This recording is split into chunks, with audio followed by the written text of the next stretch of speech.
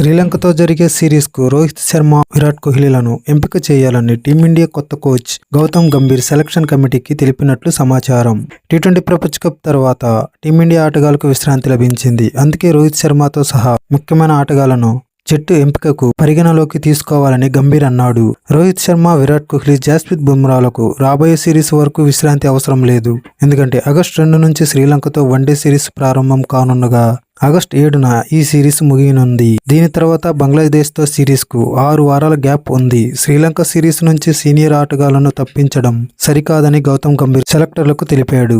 September 19 నుంచి బంగ్లాదేశ్తో series ప్రారంభం కానుంది. ఆగస్టు 7న శ్రీలంకతో సిరీస్ ముగియనుంది. ఈ 2 సిరీస్ల మధ్య సుదీర్ఘ విరామం తీసుకోవచ్చు. అందువల్ల శ్రీలంకతో వన్డే సిరీస్ సందర్భంగా రోహిత్ శర్మ, విరాట్ కోహ్లీ, జస్ప్రీత్ బుమ్రాలకు విశ్రాంతి ఇవ్వడం సరికాదని గంభీర్ సెలక్షన్ కమిటీ ముందు వాదించాడు.